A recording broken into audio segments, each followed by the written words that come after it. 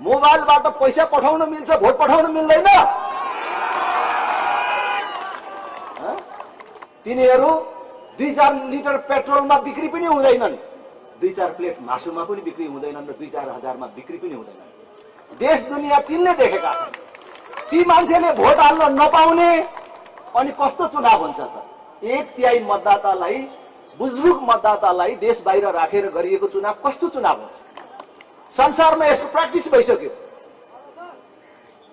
ऐन कानुनले मिल्दैन भने अहिले त सर्वोपरि हुनुहुन्छ तपाईँ, संसद पनि तपाईँ हो हैन, व्यवस्थापिका कार्यपालिका तपाईँ नै हो। अध्यादेश ल्याउनुहोस् र यो सुनिश्चितता गर्नुहोस्, विदेशमा रहेका युवाहरूले भोट दिन पाउने कुराको सुनिश्चितता गर्नुहोस्। त्यति मात्र होइन,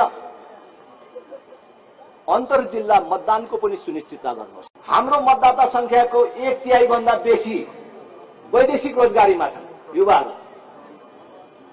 जो 18 वर्ष उमेर पूरा गरेको भनेको सबै बालिकाहरू त्यहाँ छन्। तिनीहरूको भोट पनि बिग्रिदैन, छाप हान्दा पनि बिग्रिदैन।